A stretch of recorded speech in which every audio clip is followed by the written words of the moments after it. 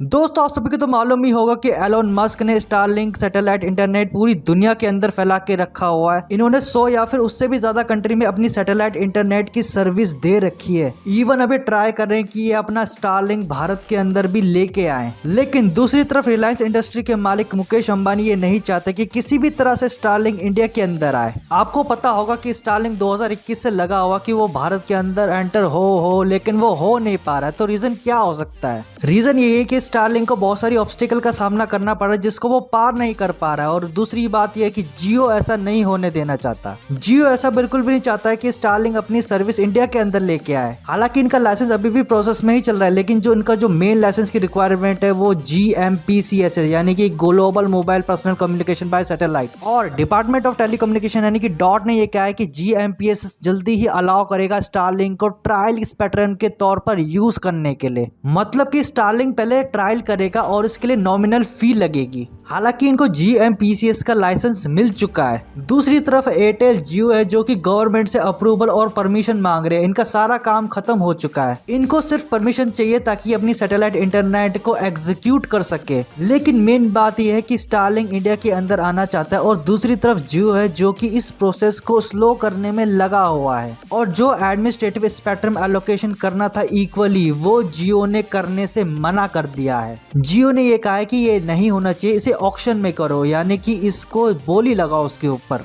जो जितनी ज्यादा बोली लगेगा उसको ये लाइसेंस मिलेगा। इस चीज को लेकर एलोन मस्क ने ऑब्जेक्शन उठाया कि पूरी दुनिया के अंदर एडमिनिस्ट्रेटिव स्पेक्ट्रम एलोकेशन होता है तो यहाँ पर क्यों नहीं हो सकता? इंडिया के अंदर भी होना चाहिए और ऑक्शन नहीं होना चाहिए। लेकिन मुकेश अंबानी इस बात से एग्री नहीं करते हैं। मुकेश अंबानी का मानना है कि ऑक्शन होना चाहिए, जो जितना ज्यादा बोली लगाएगा पैसा भरेगा उसको ये लाइसेंस मिलेगा। और इस बात से एलोन मस्क ने मुकेश अंबानी को ट्रोल किया कि क्या मुझसे डर गए क्या कि मैं तुम्हारी मार्केट को कैप्चर कर लूंगा या तुम्हारी मार्केट खा जाऊंगा। तो यही कारण है जिसकी वजह से स्टारलिंक और जियो का युद्ध छिड़ चुका है। सबसे बड़ा मेन डर पता है इनका क्या है? वो ये है कि अगर स्टारलिंक इंडिया के अंदर आ जाता है तो इनकी जो मोनोपोली है वो कैसे चलेगी। ये शायद अपनी मोनोपोली नहीं कर पाएंगे तो कंपटीशन बढ़ जाएगा। लेकिन जो भी हो, इंडिया के मजे आने वाले हैं। और इन द एंड किसी भी तरह से बूढ़े की तरह लाठी लेकर धीरे धीरे करके BSNL भी पहुंच जाएगा, क्योंकि ये भी है जो सैटेलाइट कम्युनिकेशन के ऊपर काम कर रहे हैं। तो दोस्तों अब मैं वीडियो समाप्त करता हूँ। आशा करता हूँ आपको सबको समझ में आ गया होगा कि स्टारलिंक और जियो के बीच में घमासान किस तरह से युद्ध शुरू हो गया है।